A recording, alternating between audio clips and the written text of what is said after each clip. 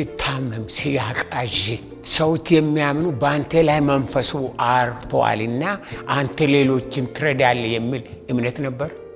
ሰፉ ደግሞ ካልጠበቅ ያንን ስርዓት ካልጠበቅ ስርዓቱን ሃይማኖቱን በትክክል ማታስኬድ ከሆነ አያናዎች ይቆጣሉ።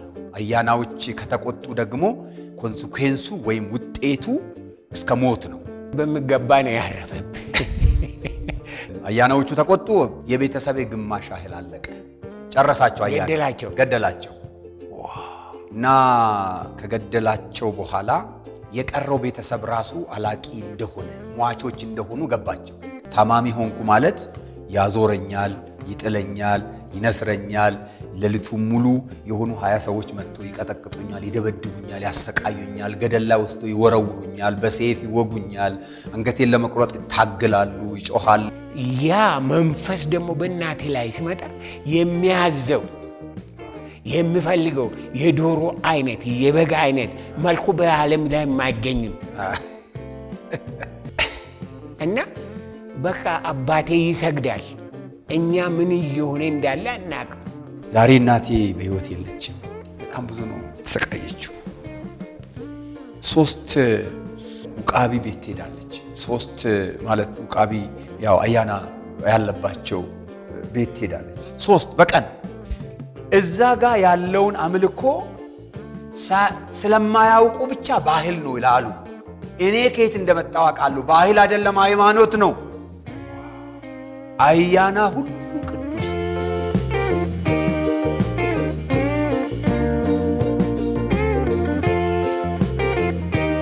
እንደምን ከረማችሁ? የእስራኤል አምላክ እግዚአብሔር ይባርካችሁ። ዛሬ እኔና ዶክተር በቀለ በዳዳ አንድ የሱ የጻፈው መጽሐፍ አለ። በሱ መጽሐፍ ዙሪያና በኢትዮጵያ አካባቢ ስላለ ስለ አምልኩ ስለ ተለያዩ የመናፍስት አሰራር ለሕዝባችን የገባንን ያየነውን በእውነት ለመመስከር ይሄ ያዘጋጀነው ፕሮግራም ነው። ስለዚህ እያንዳንዳችሁ ረጋ ብላችሁ ቁጭ ብላችሁ እንድትሰሙት የእስራኤል አምላክ እግዚአብሔር በሕይወታችን ያደረገውን በታሪካችን ያደረገውን በታሪካችሁ ደግሞ ሊያደርግ የሚችለውን በምድራችን ላይ ሊያደርግ የሚችለውን በመጠኑ ጠቃቅሰናልና ይህንን እንድትከታተሉ አደራ እንላለን። የእስራኤል አምላክ እግዚአብሔር ይባርካችሁ። እንወዳችኋለን። እኔም ዶክተር በቀለ በዳዳም በዚህ አይነት መንፈስ ነው የቀረብነው። ከዛ አሁን ወደ ፕሮግራሙ እንሄዳለን። ዶክተር በቀለ ዛሬ እዚህ ቦታ በመገናኘታችን እግዚአብሔርን እጅግ አድርገን እናመሰግናለን። መጀመሪያ የተገናኘ ነው በዶክተር አበራ ሀብቴ የክብር ዶክትሬቱን ባገኘ ቀን ነው። ከዛን ጊዜ ጀምሮ በተለያየ መንገድ እንሰማማለን ወይም ደግሞ እንገናኛለን። ዛሬ ግን በዚህ ሁኔታ በመገናኘታችን እግዚአብሔርን እጅግ አድርጌ አመሰግናለሁ። እስኪ ባክግራውንድ ከየት ካመጣጤ የት ነው ተወለድከው? ይሄንን ብትነግረን። ቄስ በጣም ደስ ብሎኛል። እኔም ለመጀመሪያ ጊዜ በዚህ አይነት ሁኔታ በተለይ በሚዲያ ላይ በዚህ አይነት መንገድ ለመገናኘት እግዚአብሔር እድል ስለፈጠረልን፣ ስለዚህ ታላቅ እድል እግዚአብሔርን አመሰግናለሁ። ከሁሉ በማስቀደም በተለይ ደግሞ በእውነት በዚህ ምድር ላይ በኢትዮጵያ ምድር ላይም በዓለም ላይ አሁን ባለችው ቤተክርስቲያን እግዚአብሔር ስለሰጠህም ብዙ እድሎችና የአገልግሎት በሮች ጌታን ደግሞ በታማኝነት በእውነት ያገለገልክ የሆንክ ሰው ስለሆንክ ለሁላችንም እንደ ምሳሌ የምትታይ ሰው ስለሆንክ ካንተ ጋራ በዚህ ሚዲያ ላይ መቅረቤ እንደ ታላቅ እድልና ደስታ እቆጥረዋለሁ። እንግዲህ ስለ ባክግራውንዴ ሰፊ ነገር ነው። የተወለድኩት በአርሲ ክፍለ ሀገር ከአሰላ 54 አካባቢ ኪሎ ሜትር ያለች ትንሽ መንደር ውስጥ ነው የተወለድኩት። እዛ እኔ ልወለድ እንጂ አባቴም እዛው ነው የተወለደው። አያታችን ግን የተወለዱ ከዛ በኋላ ያሉ ቤተሰቦቻችን የእናቴም የአባቴም የተወለዱት እዚህ ሙገር አካባቢ ነው፣ ሸዋ ውስጥ ነው የኖሩትና ስለዚህ ባክግራውንዳችን ወደዚህ ነው። የኔ ግን ውልደቴም ያደግኩትም አርሲ ውስጥ ነው። አሁኑ ጊዜ ኢንተርናሽናሊ እየዞርክ እያገለገልክ ነው። የዶክትሬት ዲግሪህን ዶክተር ኦፍ ፊሎሶፊ የሰራኸው የት ትምህርት ቤት ነው? ዶክተራል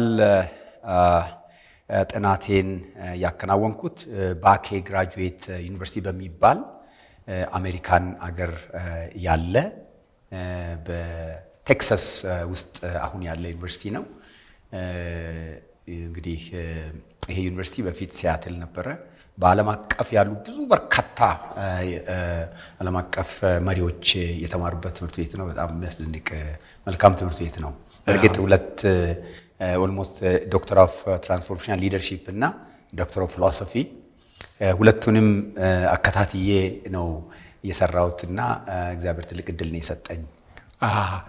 እግዚአብሔር እጅግ አድርገን እናመሰግናለን። ደግሞ አሁን ኢንተርናሽናሊ እየዞርክ ታገለግላለህ። በአፍሪካ፣ በአሜሪካ፣ በአውሮፓ ምንድን ነው የምታደርገው? ምንድን ነው ያንተ አገልግሎት? እንግዲህ ያለፉት 15 ዓመት ብቻ ባነሳ ያለፉት 15 ዓመት እግዚአብሔር ወደዚህ አንድ የወንጌል ንቅናቄ ውስጥ ሰፊ እድል ሰጠኝ። ግሎባል ዲሳይፕልስ ይባላል። በዓለም አቀፍ ወደ 76 ሀገሮች ላይ የሚንቀሳቀስ መንፈሳዊ ድርጅት ነው። መንፈሳዊ አገልግሎት ነው። ትኩረቱ ወንጌልን፣ ትኩረቱ ደቀ መዝሙር ማድረግ ላይ የሆነ ንቅናቄው የዛ በተለየ ሁኔታ የአፍሪካውንና የመካከለኛ ምስራቁን አስተባብራለሁ በፕሬዝዳንትነት። አንተ አርሲ ተወልደ እዛ ነው ያደግከው። እንዴት ነው ጌታ ኢየሱስን እንደ ግል አዳኝ ያወቅከው? እንግዲህ ይሄ ሰፊ ርዕሰ ጉዳይ ያለው ነው፣ ሰፊ ታሪክ ያለው ነው። ምናልባት የኔንም ያንተንም ሚነካ ነው። ያው እንግዲህ የኔ የቤተሰብ ባክግራውንድ ዋቀፈታ ነው። ዋቀፈታ ነበርኩ። በዋቀፈታ እምነት ውስጥ ከኔ በፊት የነበሩ ትውልዶች በሙሉ በዋቀፈታ እምነት ውስጥ የነበሩ ናቸው። በወቅቱ እኔም በተወለድኩበት ጊዜ ወይም ልጅ ሆኜ ቤተሰቦቼ ፕራክቲስ የሚያደርጉት ሃይማኖት የዋቀፈታ ሃይማኖት ነው። በዛ ሃይማኖት ውስጥ እንግዲህ እምነቱ የራሱ የሆነ ደንብ አለው፣ የራሱ ስርዓት አለው። በሃይማኖቱ ሰፉ ይባላል። ማለት ሰፉ ማለት የዛ ሃይማኖት መንፈሳዊ ስርዓት ማለት ነው። ያንን መንፈሳዊ ስርዓት ዋቃ ለሰው ልጆች ሰጠ ተብሎ ነው የሚታሰበው የሚታመነው። እንግዲህ በኦሮሞ በዋቀፈታው እምነት ቤተሰቦቼ ያንን ሰፉ የጠበቁ አይመስለኝም። እንግዲህ ሰፊ ታሪክ ነው። ከሸዋ ወደ አርሲ ሲዛወሩ በአያቶቻችን መንፈስ ምሪት በሞቱ አያቶቻችን መንፈስ ምሪት ነው ወደዛ የሄዱት። እሱ ራሱን የቻለ በኦሮሞ ዋቀፈታ ውስጥ የቅድመ አያቶችን መንፈስ ማክበር፣ ከነሱ ጋር መገናኘት፣ የነሱን እገዛ መቀበል፣ ምሪት መቀበል የሚባሉ ብዙ የራሱ ዝርዝር ነገሮች አሉት። በዛ ሙቭ አደረጉ። እዛ ከሄዱ በኋላ ሰፉ ብዙ አልጠበቁም፣ ስርዓቱን አልጠበቁም። እንግዲህ በዛ እምነት ሰፉ ደግሞ ካልጠበቅ፣ ያንን ስርዓት ካልጠበቅ፣ ስርዓቱን ሃይማኖቱን በትክክል የማታስኬድ ከሆነ አያናዎች ይቆጣሉ። አያናዎች ከተቆጡ ደግሞ ኮንሲኩዌንሱ ወይም ውጤቱ እስከ ሞት ነው።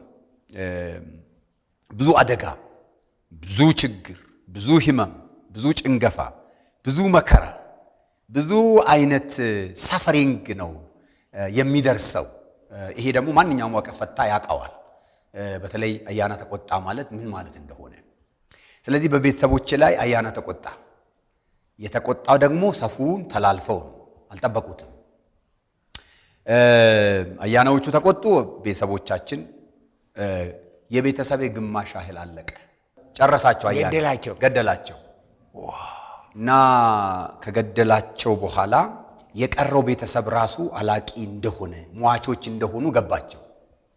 ስለዚህ ብዙ አዋቂ ቤት፣ ብዙ አያና ያለው ሰው ቤት፣ ብዙ ቦታ ተንከራተቱ።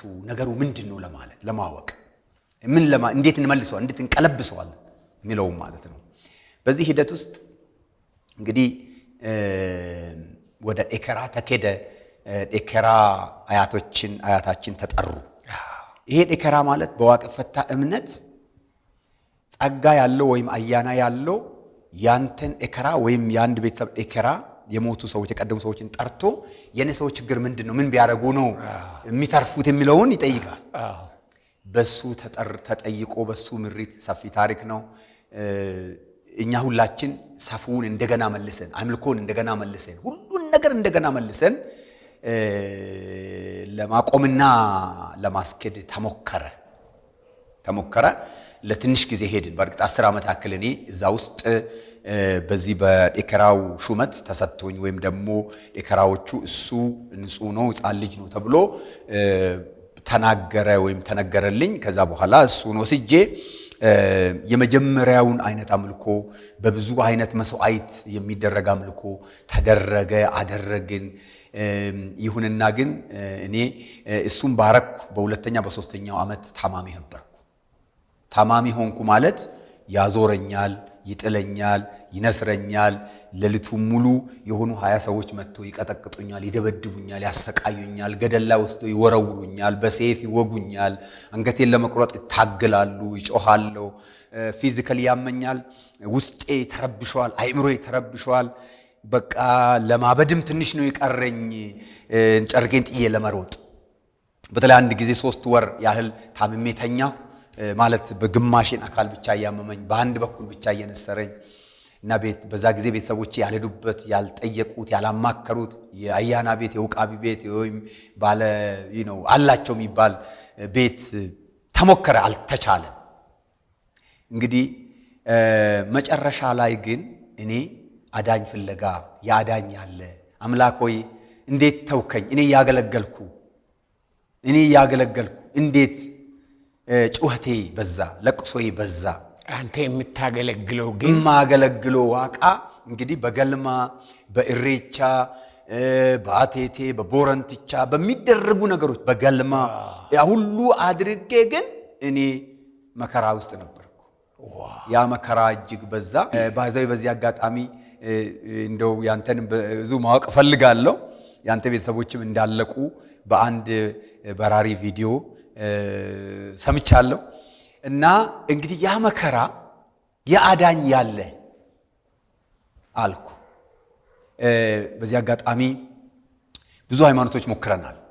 የተለያየ እናቴ ለምሳሌ የተለያየ ጽዋ ሌላ ሃይማኖት ውስጥ ገብታ ሞክራለች፣ አልተቻለም። ተስላለች፣ አልተቻለም። የመጨረሻ ግን የሰማነው ቢጸለይ ይድናል፣ ጴንጤ ብትሆን ትድናለህ፣ ቢጸለይልህ ትድናለህ የሚል መልእክት አይነት የሆነ አንድ ሰው ነገረኝ። እና ከዛ በኋላ እንግዲህ ለጸሎት ነው ሄድኩ። ያን ቀን በኋላ ነው የሚገባኝ፣ እንግዲህ አሁን ነው የሚገባኝ። ከዛ ያኔ ከዳው ማለት ታሪክ ከተቀየረ በኋላ ነው የሚገባኝ። እና በኦሮሞ ዋቀፈታ ሃይማኖት መንፈስ ሁሉ ቅዱስ ነው። አያና ሁሉ ቅዱስ ነው። በመጽሐፍ ቅዱሳዊው ደግሞ አስተምህሮና እይታ መንፈሶች ወይም አያናዎች በሁለት ይከፈላሉ። ቅዱስ አለ፣ እርኩስ አለ። የእግዚአብሔር አለ፣ የሰይጣን ወገን አለ። እንግዲህ ይሄንን በመጽሐፍ ቅዱስ በክርስቲያን መነጽር ነው አሁን የገባኝ። እና ወደ ጸሎት ቦታ ሲሄድ ኢየሱስ የተባለውን የዋቃ ልጅ ዋናውን ትልቁን አያና ሲቀበል በሱ ስም ሲጸልዩልኝ፣ በእርግጥ ከባድ ጸሎት ነበር። ጊዜው ለ8 ሰዓት ነው የተጸለየው። መንፈሱ አልለቅም ብሎ አልወጣም ብሎ ሰዓት ጸሎት በኋላ ለመጀመሪያ ጊዜ ሰላም የሚባል እረፍት የሚባል ልቤ ላይ አይምሮዬ ላይ ውስጤ ላይ አረፈ እና እንዲህ ብዬ ገልጸዋለሁ ያንን ድነቴን የእውነተኛው አምላክ እውነተኛው ዋቃ ልጅ አያናው ክርስቶስ ገብቶ ሌሎችን ከኔ ያስወጣልኝና እሱ ገባ ብዬ እገልጸዋለሁ። መዳኔ ከመከራ ከጨለማ ከህመም ከተስፋ መቁረጥ የተገላገልኩበት ነው፣ ነፃ የወጣሁበት ነው እና ስለ መዳኔ ሁሌ ሳስብ ይገርመኛል። እዛን ጊዜ ይሄን ስትታመም ሲያቃዥ ሰዎች የሚያምኑ በአንተ ላይ መንፈሱ አርፈዋልና አንተ ሌሎችን ትረዳለህ የሚል እምነት ነበር። ቤተሰቦቼ የሚሉትና እኔ የምኖረው የተለያየ ነው። ቤተሰቦቼ ምን ይላሉ? አንተ ያው አንተን የተመረጥከው አንተ የተመረጥክ ነህ፣ አንተ ላይ አያና አለ፣ አንተ ላይ ያረፈ የአባቶቻችን አምላክ አለ፣ ስለዚህ አንተ እኛ ሁላችን ትረዳናለህ የሚል ነው። እኔ ደግሞ ሰቃያለሁ። እኔ ደግሞ ሌሊት ሁሉ ሲጮህ ነው ማድረው። ቢያንስ ሌሊት 1-5 ይጮሃል። ምናልባት እንደው በዚህ አጋጣሚ ሌሊት የሚጮሁ በእንቅልፋቸው የሚያሳድዳቸው በእንቅልፋቸው የተለያየ ነገር የሚያዩ በመናፍስት ዓለም ውስጥ ከፍተኛ ውጊያ ውስጥ እንዳሉ ማሰብ አለባቸው። ነፃ ማውጫው ደግሞ ክርስቶስ ነው እና ለቤተሰቦቼ ተስፋ ነበርኩ። ለኔም ሲጀምር እንደተመረጠ ሰው ቆጥር ነበር። በኋላ ግን ነገሩ የመከራ የጭንቀት የተስፋ መቁረጥ የሳፈሪንግ ናይትሜርስ አይነት ህይወት ነው ያሳለፍኩት። ስለዚህ ትንሽ ወደ ኋላ ልመለስልህና የኛ ቤተሰቦች ግማሹን ካለቀ በኋላ ነው እንግዲህ ወደኛ አሁን እኛ የተረፉትን ለማዳን አምልኮን በደንብ አድርገን ስርዓቱን ሰፉን ለማስጠበቅ የጀመርነው እያረግነው፣ ነገር ግን አልተሳካም። ስለዚህ ቤተሰቦቼ በእኔ ህይወት ተስፋ ቆረጡ መልሰው። ካቱም ነገ ዛሬ ያብዳል የሚል አይነትም ነገር ነበረ። ለምን አንድ ጊዜ 3 ወር ታስሬያለሁ። ምክንያቱም ከመከራው ብዛት የተነሳ ራሴን ለማጥፋት ወስኜ ገመድ ይዤ ስሮጥ አንድ ቀን ስለታየው ለ3 ወር እያሰሩ እየፈቱ እያዩኝ ነበር ራሴን ለማጥፋት። ምክንያቱም እና ታስሬ ነበር። ታስሬ እጄ ወደ ኋላ አስረውኝ ከዛ ደህና ነው ስሉ ብሎ ካሰቡ ይፈቱኛል። አለዛ ግን ያው በርቀት ያዩኛል። ትንሽ አለ ማረጋቸው ነገሮችና እሱን ሲያዩ መልሶ ያስሩኛል 3 ወር።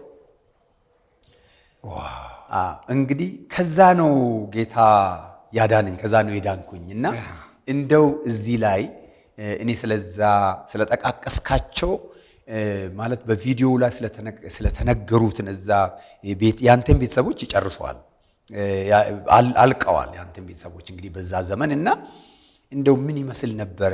አሟሟታቸውስ እንዴት ነበረ? እንደው በዚህ ላይ ምናልባት በጣም ዲፑን ብሰማ በጣም ደስ ይለኛል። የኔ እንዳንተ አይደለም። ያንተ በሚገባ ነው ያረፈብህ። እኔ ግን ቤተሰቤ ላይ ያርፋል ተብሎ አልተጠበቀም። ግን እንደ አማኞች ይሄዳሉ፣ መስዋዕት ያቀርባሉ፣ ሲሰገድ ይሰግዳሉ። ከዛ በኋላ የሚመጣ መንፈስ ደግሞ በተለይ በሴቶቹ ላይ ይመጣል፣ በእናቴ ላይ እና በጣም የሚያሰቅቅ ነበረ ነገሩ በጣም እና ወደ ተራራ ይወጣሉ፣ ደም እንትን ያደርጋሉ፣ እንደገና ቅጠል የቆረጡ ይሰግዳሉ እና በዛ አይነት ወደ ቤት ይመለሳሉ። የኛ በጣም የሚያሰቃየው በእናቴ ላይ ነው። እኔ በጆሮዬ ሰምቻለሁ፣ ሰይጣን እያፏጨ መጥቶ እናቴን ሲጥላት። እኔ ከመወለዴ በፊት ሁለት ወንዶችና አንድ ሴት ሲወለዱ ለልጆች መልካም ነው። ወደ ቃልቻ ወደዛ ይሄ እንትኑን የሚመራው አመቺሳ ማለት ነው። እሱ ሄደው እዛ ይባረካሉ። እንደዛ ይባረካሉ። እና ወደዛ ወሰዷቸው። ልክ ስም ይሰጣቸዋል። ምን እንዳደረገ እኔ አላቅም። ነገር ግን በመንገድ ይሞታሉ ወደ ቤት ከመድረሳቸው በፊት። አሁንም ይወሰዳሉ። ከዛ አባቴን እግዚአብሔር ይባርከው እና አይ መሞታቸው ካልቀረ በቤት ይሞቱ ብሎ የመጀመሪያ እህቴን አስቀራት። ከዛ በኋላ ወንድሜ ታላቅ ወንድሜ እሱን አስቀረ። እኔም አልሄድኩም እና ታናሽ ወንድሜም እንትን አልሆነም።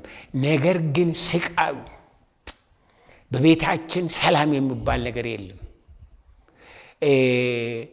በቃ ያ መንፈስ ደግሞ በእናቴ ላይ ሲመጣ የሚያዘው የሚፈልገው የዶሮ አይነት የበጋ አይነት መልኩ በዓለም ላይ የማይገኝ ነው። በቃ አባቴ ይሰግዳል፣ እኛ ምን እየሆነ እንዳለ አናውቅም። ከዛ በኋላ እንትን ብሎ ወደ ሌላ ቦታ እንትን ፍለጋ ይሄዳል። ከዛ በኋላ ተመልሶ የተገኘውን ያቀርባል። ለትንሽ ጊዜ እንትን ታገኛለህ። እረፍት አይደለም። የሲኦል ሲኦል፣ የስቃይ ስቃይ፣ የቅዠት ቅዠት ህይወት ነበረ።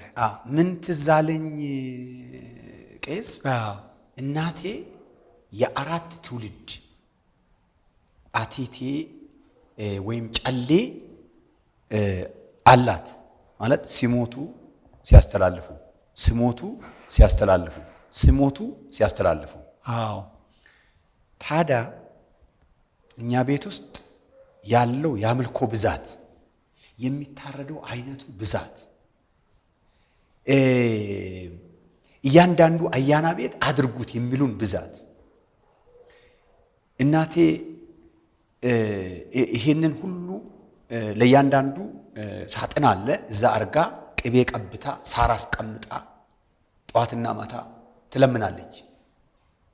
በተለይ ለኔ ያልተሳለችው ስለት የለም። ይሄን ለልጄ ብታድንልኝ እንዲያረጋለሁ፣ ብታድነኝ እንደዚህ ያረጋለሁ።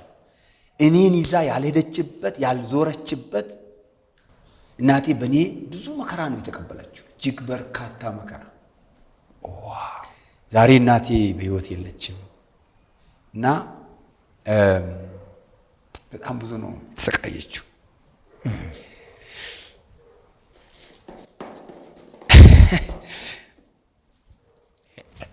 ያው እና ማለት እኔን ይዛ አንዳንድ ጊዜ 3 ውቃቢ ቤት ትሄዳለች። 3 ማለት ውቃቢ ያው አያና ያለባቸው ቤት ትሄዳለች። 3 በቀን 2 ጊዜ ወይም 3 ጊዜ በጅብ ተከባለች እናቴ። ማለት ተስፋ አልነበረም እኛ ቤት። የሞት ድባብ፣ የሞት ፍርሃት፣ የጭንገፋው ብዛት፣ የመከራው ብዛት፣ የህመም ብዛት እኛ ቤት ነበር። እናቴ ሳለኝ ያንን ቤታችሁ ውስጥ ያለውን ነገርና እስከዛሬ አሁን ያሉ የአባቴ አባቴ ለምሳሌ መንትያው አለ፣ አሁንም በህይወት አለ። አባቴ ወደ ጌታ ሄደዋል እና ቤታቸው የሚደረገው ቤታቸው የሚሰራው የሚታረደው ነገር ቁጥሩ ማወቃችን፣ የሚሳሉ ስለት አባ ዳካ አባ ምናምን በጣም ብዙ የኔ ቤተሰብ የከፈለው መከራ፣ የኖሩበትን መከራ፣ አሁንም የሚኖሩበትን መከራ በቃላት የሚገለጥ አይደለም። ከቃላት በላይ ይሄ የኖረበት ያየው ብቻ ነው የሚያውቀው። ለአንዳንዱ በርቀት ምናልባት ያማረውን ልብስ ምናልባትም በውጪ ዝም ብሎ እንዱ በባህል በመናምን ውጪውን የሚያየው፣ እኛ ቤት ግን ሞት ነበረ። የሞት ቤት ነበር እና በቃ የአባቴ ወንድሞች ብዙዎቹ አልቀዋል። እና እንግዲህ እግዚአብሔር ያንን መከራ፣ ያንን ሞት፣ ያንን ጨለማ ነው ከኛ ቤት ያነሳ። ክብር ለእግዚአብሔር ይሁን። ክብር ለእግዚአብሔር። እኔ በእናት ቤት ምንድን ነው የሚባለው ጠላ እየተደረገ ቅቤ እንትን እየተቀቡ ሴቶች እየተጠሩ የሚደረግ ነበር ቤታችን እና በቃ አያን ይሄረት ቡአ ይሄረት ቡአ ሄደኒ እያሉ በቃ እንደው ይሰግዳሉ። የሚያስደንቅ እኮ ነው። እና በቃ እስከ እኩለ ሌሊት በኋላ ሊነጋጋ ሲል ወረደባት ይባላል። ከዛ በኋላ በቃ የሚያደርጋት ነገር ይሄ ነው ብሎ በቋንቋ መግለጽ የማይቻል ነገር ነው። እና ያን ዘመን ሳስበው ያን ዘመን አባቴ ያለፈበትን እናቴ ያለፈችበትን በኋላ የእስራኤል አምላክ እግዚአብሔር ከምሕረቱ የተነሳ እኔን አገኘኝ እና ከዛ አይነት ፍርሃት፣ ከዛ አይነት ትብታብ፣ ከዛ አይነት ውሸት እኔን መጀመሪያ ፈታኝ። ከዛ በኋላ እናቴ ጌታን አገኘች። ኢየሱስ ደረሰላት። እሱ እኔ በሕይወቴ ይህንን ጌታ እንዴት አድርጌ እንደማመሰግነው፣ እንዴት አድርጌ እንደማመልከው፣ እንዴት አድርጌ እንደማገለግለው አላቅም። አሜን። ቄስ ተመሳሳይ ታሪክ ነው ያለን። እኔ ከዳንኩ በኋላ እኔ ነፃ ከወጣ በኋላ ህመሜ ጠፋ፣ ነስሬ ጠፋ፣ መከራዬ ጠፋ፣ የሌሊቱ የቀኑ መከራ ጠፋ። ከዛ ወደ ቤት ሄድኩና ወደ ቤት ሄጄ ይሄን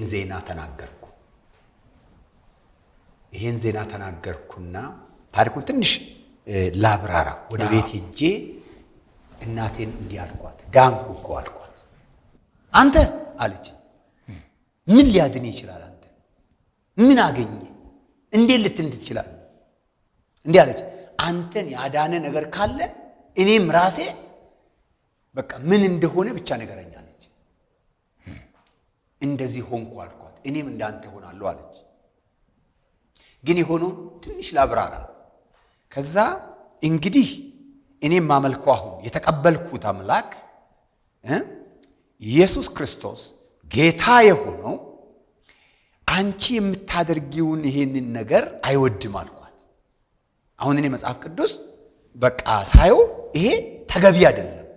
ስለዚህ ይሄንን ነገሮች ሳሩን፣ ጨሌውን፣ ይሄ እንትን ውስጥ ያለውን ላውጣና ልጣለው አልኳት። እሺ አለች። ማታ ነበር ይሄ። ከዛ ጠዋት ተነስቼ የዛ የአራቱንም ትውልድ ያንን የሚደረገው ነገር በሙሉ የሰማይና የምድር ጌታ ይሄንን ፕራክቲስ አይፈልግም ብዬ ገና ብዙ አልገባኝም፣ ግን ወሰድኩና መጣል አሰብኩና ግን እናቴ ተነስታ ብትቆጣስ ገና ወደ እኔ አልመጣችም ብዬ ጎረቤት አስቀመጥኩና ተመለስኩ። ጠዋት ስትነሳ ሳር ነገር የተቀመጠው ሳር ነገር አይታ ወሰርክ እንዴ? እውነት እንዳልከው እውነት አረክ እንዴ አለች። አዎ አልኳት። እናቴ ዘነዘና ወስዳ አሁን እተረትርሃለሁ፣ እውነት በጣም ነው የምትወደኝ፣ እተረትርሃለሁ አምጣ አለች። እሺ ሮጬ አመጣሁ። አንድ ድምፅ ሰማሁ። ያኔ ለመጀመሪያ ጊዜ የሰማሁት ድምፅ በህይወቴ ያ ነው። በውስጤ ነው የሰማሁት። ትታመማለች። ምንድነው ትታመማለች የሚል እናቴ ትታመማለች የሚል እንግዲህ አሁን እኔ የምሰማው ድምፅ አለ ለራሴ ነው የሰማሁት። ከዛ በኋላ ጎረቤት ሄድኩና ለዛው ጨሌ ላስቀመጥኩበት ቤት እናቴ ስትታመም ጥሩኝ ብዬ እኔ ሌላ ከተማ ሄድኩ። በወሩ ታመመች እናቴ እና ሐኪም ቤት ተወሰደች። ተሞከረ። እናቴ ለአንድ ወር ደም ፈሷታል። ሊገላት ነው። ከዛ በኋላ ሄድኩኝ ጾም ጸሎት ይዤ ጸልዬ ሄድኩኝ። እናቴ ደክማለች። ከዛ አባቴ እንዲህ አልኩት፣ ሐኪም ቤት ወስዳታለሁ እናቴን አልኩና ሌላ ከተማ ወስጄ ለእናቴ ተጸለየላት። ጮሆ የወጣው መንፈሱ ደሙ የተቋረጠው ጸሎት ቦታ 100 ሜትር ስቀር ለአንድ ወር ደም ፈሷታል። ሐኪም አልቻለም። የመንፈስ አሰራር ነው። ግን 100 ሜትር ወደ ጸሎቱ ስንሄድ ጮኸ መንፈሱ ጮኸ። ከዛ መንፈሱ ወጣ። ከዛ በኋላም ተጸለየላት። ደሙ በዛው ሰዓት ቆመ። እናቴ በጌታ ሆነች። ክብር ለእግዚአብሔር። ጌታን አግኝታ ብዙ ዓመት ኖራ ነው ወደ ጌታ የሄደችው እናቴ።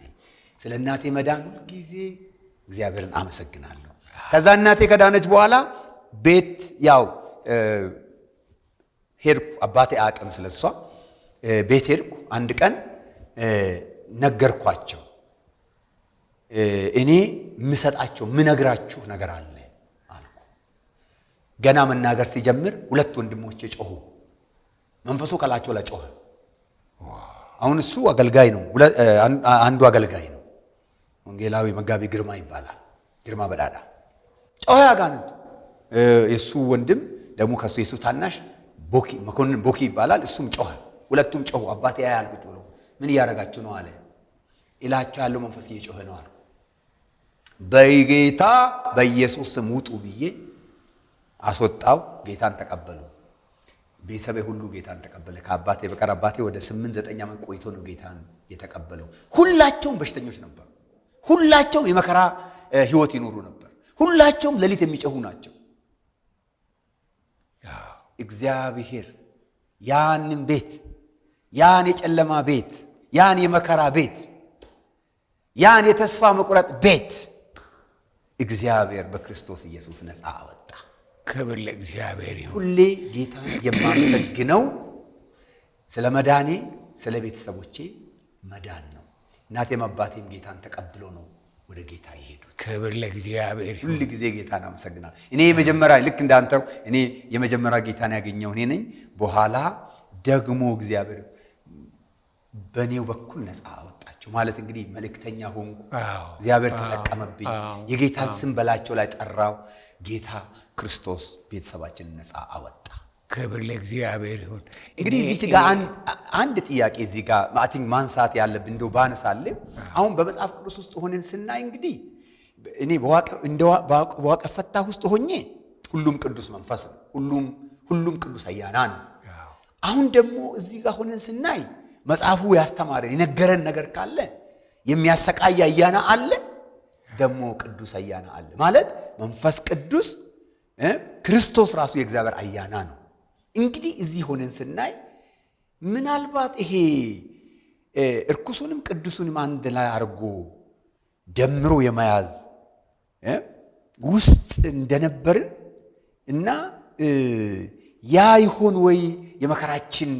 ምክንያቱም ቅዱስ ነው ብለን ያዝነው፣ እግዚአብሔር ነው የሰጠን ብለን ያዝነው፣ ግን እኛን ሲያሰቃዩ ቤተሰቦቻችንን የገደሉ አያናዎች ነበሩ። የእግዚአብሔር መንፈስ ግን ሰው አይገልም። ምንድን ነው ስለ ቤተሰቤ ሳስብ እናቴ ስለ ልጆቿ ስላጣቻቸው ልጆቿ በመቀነት ወገቧን አስራ ስታለቅስ እንደ ትላንትና ነው ትዝ የሚለኝ። እንደገና ደግሞ በቤታችን ውስጥ አቴቴ ተብሎ አካባቢ ያሉ ሴቶች በሙሉ ተጠርተው መጥተው የማይደረው ሌሊቱም በሙሉ ስጮሁ መና ምናምን እያሉ በእሷ ላይ መንፈሱ እንዲመጣ እንደዚህ አይነት መንፈስ ነበረ እና በዚህ አይነት ነው የኖሩት።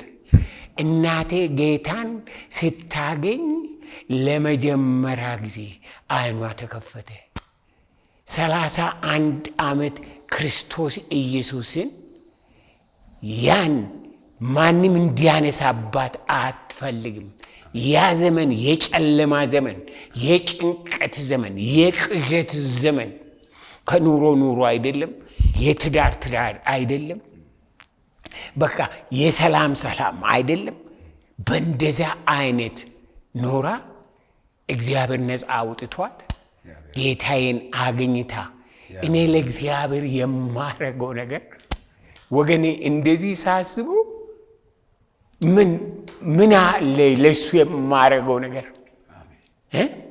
ይሄንን ከእንደዚህ አይነት አስጨናቂ ከእንደዚህ አይነት አጥፊ መንፈስ ነፃ የሚያወጣው የእግዚአብሔር ልጅ የናዝሬቱ ኢየሱስ ክርስቶስ በዮሐንስ ወንጌል ምዕራፍ 8 ቁጥር 32 ላይ እውነትን ታውቃላችኋል፣ እውነትም አርነትን ያወጣችኋል። ዘመኑን ጠብቆ ወሩን ጠብቆ ዓመቱን ጠብቆ ከሚያመልኮ ከታሰረበት ከዚህ ቅዠት ሕይወት የሚወጣው ኢየሱስ ክርስቶስ ነፃ የሚያወጣ የእግዚአብሔር ልጅ ከዘላለም የመጣ እኔንና ያንተን እኔንና ሕዝብን ነፃ ዓለምን ነፃ ለማውጣት የመጣው የእግዚአብሔር ልጅ የናዝሬቱ ኢየሱስ ያ በውስጣችን ሲገባ ያ የሕይወታችን መሪ ሲሆን በእውነት በሰላም እንኖራለን። በእውነት ፍቅር ምን እንደሆነ እንረዳለን። እና ስለዚህ አሁን በምድራችን እንግዲህ ይሄ የተረት ነው፣ የአፍ ተረት ነው። ተገልጦ የተጻፈው እንደዚህ ተገለጥኩ ብሎ የተገለጠ አምላክ የለም። የተገለጠው አምላክ የአብርሃም የይስሐቅ የያዕቆብ አምላክ ብቻ ነው። ሰማይና ምድርን የፈጠረ እግዚአብሔር ብቻ ነው። ሰማይና ምድርን የፈጠረ አምላክ እሱ ብቻ ነው አዳኝ፣ እሱ ብቻ ነው ነፃ አውጪ፣ እሱ ብቻ ነው ሰውን ካለበት ጨለማ፣ ካለበት ቅዠት፣ ካለበት መከራ ነፃ የሚያወጣው። እና ይሄ ነገር በገባኝ ጊዜ ለኔ ምርጫዬ አንድ ነበር በህይወቴ ዘመን ሁሉ ይሄንን ስለዚህ አምላክ ስለ ነፃ ስለሚያወጣ አምላክ ተናግሬ ማለፍ፣ መስክሬ ማለፍ። አንተ ቅድም ያልከው በህልም አለው ያልከኝ? አዎ፣ በሌሊቱን እኮ ሳይ ነው ማድረው። ስቃዩን ሲመጡብኝ ሲሄዱ ሲያባርሩኝ ነው ማድረው። ዋው! ይሄ ምንድነው? አሁን ይሄ ሰይጣናዊ ክፉ ካልሆነ ምን ሊሆን ይችላል?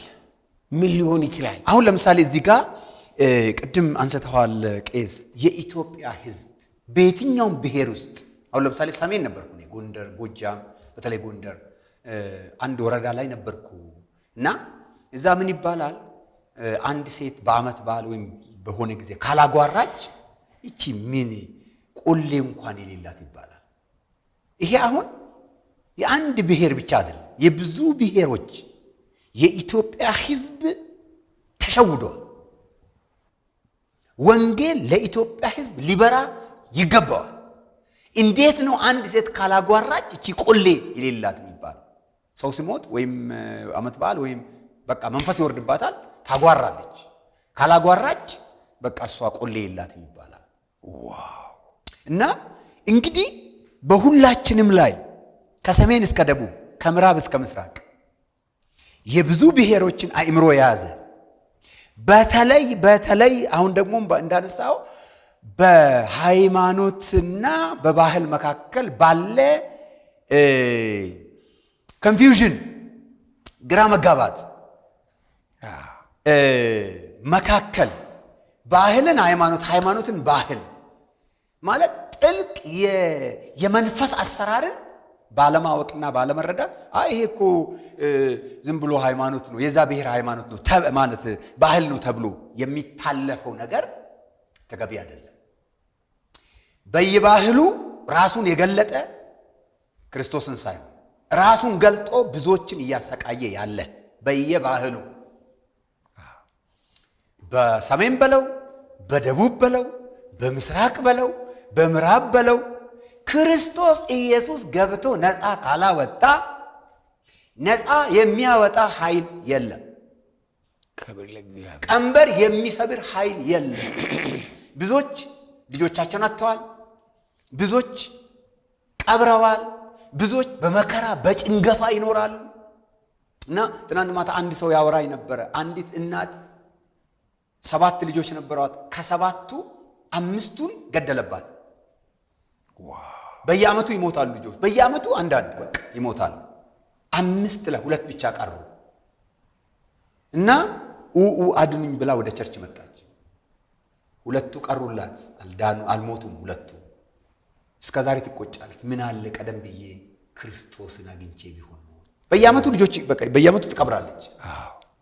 እንዲህ እየተሰቃዩ ያሉ፣ እንዲህ ስንቶችን የቀበሩ፣ እንዲህ ሳያቁ የክፉ መጫወቻ የሆኑ ምድራችን እንዲህ ባለ ሁኔታ የተሞላች ምድር ነች። ነፃ ደግሞ የሚያወጣው አንድና አንድ ነው። እሱም የእግዚአብሔር ልጅ የዋቃ ልጅ አያነ ዋቃ አያነ ጉዳ ትልቁ ዋናው በአካል ራሱን የገለጠ ለሰዎች የተገለጠ እኔ ነኝ ብሎ የመጣ ሩቅ ሳይሆን ሰው ወዳለበት የመጣ እሱ ጌታችን ኢየሱስ ክርስቶስ ይባላል። እሱን ያወቅኩበት እሱን ያገኘሁበት ቀን ቤተሰቤ ወደሱ ዞር ያለበት ቀን የድነት ቀን፣ የደስታ ቀን፣ የሰላም ቀን፣ የዘላለም ሕይወት ቀን ነበረ ነው። እግዚአብሔርን እጅግ አድርጌ አመሰግናለሁ። ስለዛ የኢትዮጵያ ሕዝብ፣ የኦሮሞ ሕዝብ፣ ሰሜኑ፣ ደቡቡ፣ ምስራቁ፣ ምዕራቡ ባህል ውስጥ በሚገለጡ በልዩ ልዩ ባህል ውስጥ ራሳቸውን በገለጡ ቆሌ፣ ዛር፣ ውቃቢ በየብሔሩ ስም አላቸው። በየአምልኮ አላቸው። በየብሔሩ የራሳቸው ይሆነ አላቸው። እንግዲህ በመጽሐፌም ላይ ለመዳሰስ እንደሞከርኩት ይሄ ነገር የጠቅላላ የአፍሪካ ችግር፣ ይሄ ነገር ኦሮሞ ውስጥ አለ። እኔ ደግሞ እዛ ውስጥ በጥልቀት ነበርኩ። ይሄ ነገር በሌሎች የኢትዮጵያ ብሔረሰቦች ውስጥ አለ። ሰሜን ለ10 ምናምን ዓመት ስለነበርኩ አውቃለሁ። ቅድም እንደተናገርኩት ቆሌ ከሌለ ካልወረደባት፣ ካልጮኸች፣ ካላጓራች ቆሌ ተዋት ትባላለች። ወይም ጸጋ የላትም ነው የምትባለው። የተጣለች የተተዋት መንፈስ ትተዋታል ነው የሚባለው። እንዴት ተሸውደዋል። ስለዚህ በዚህ መጽሐፍም ለመግለጥ እንደሞከርኩት ባህል አይደለም ነው። ብዙ ነገር ባህል አይደለም። አቅልለን ባህል እናርገው።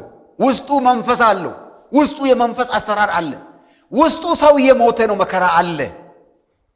ያመለከ አሁን የኢትዮጵያ ሕዝብ የኛ ባህል እንደዚህ ነው፣ እኛ ባህል እንደዚህ ነው ብሎ አጋንንትን፣ ገዳዩን፣ አጥፊውን አቅፎ ቁጭ አርጎ የኛ ባህል ነው አትንኩብኝ፣ የኛ እንደዚህ ነው አትንኩብኝ እያለ ይሄንን ገዳይ መንፈስ፣ ይሄንን ባህል የሚበል ሃይማኖት የሚበል ምንም ገዳይ ነው፣ ሰይጣን ነው።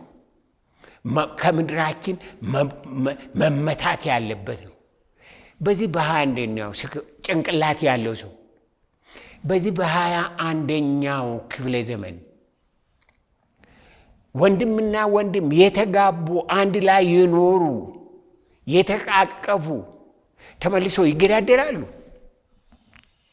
በምድራችን የፈሰሰው ባለፈው ዓመት በዚህ ዓመት በምድራችን የጦርነት እንትን ምንድነው? ይሄ ምን ትርጉም ነው የሚሰጠው? ጭንቅላት ያለው ህዝብ አትሊስት በመጠኑ ተምረናል፣ ፊደል ቆጥረናል።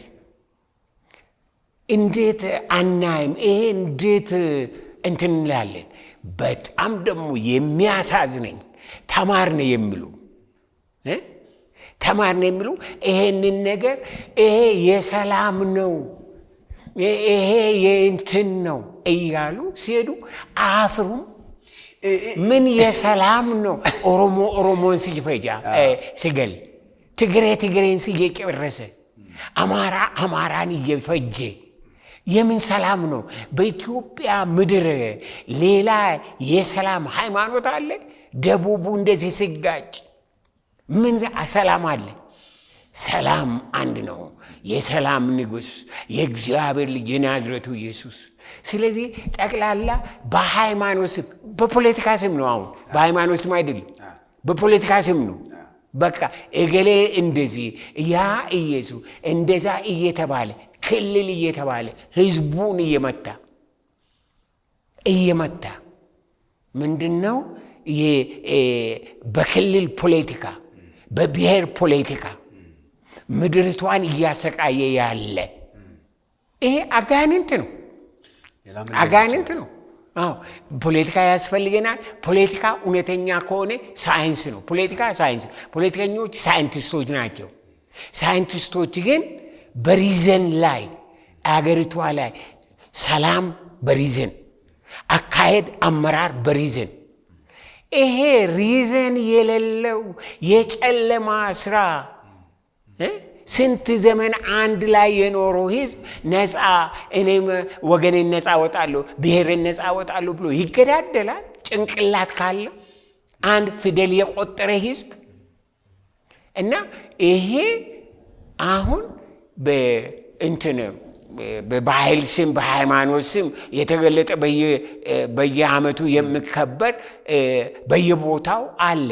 ነገር ግን ያ በመሪዎች ላይ እየተገለጠ ጥላቻን የሚዘራ መለያየትን የሚዘራ ልጆቻችን ካሉበት ጨለማ ካሉበት ድህነት ካሉበት ድንቁርና ወጥተው ከዓለም ህዝብ ጋር እንዳይወዳደሩ የግሎባላይዜሽን መድረክ ሰርተን ከቻይናዎቹ ጋር ከጃፓኖቹ ጋር ከአሜሪካኖቹ ከአውሮፓውያኖቹ ጋር እንዳይወዳደሩ ከወለጋ ጎጀሜ ከጎጀሜ ጎንደር ከጎንደር አፋር ከአፋር ሶማሌ ከሶማሌ ሲዳማ ወላይታ ጉራጌ እየተባለ በምድርቷ ብሔር ብሔረሰብ ይህንን ጨለማ የዘራ መንፈስ በናዝሬቱ በክርስቶስ ኢየሱስ ስም ይገለጣል።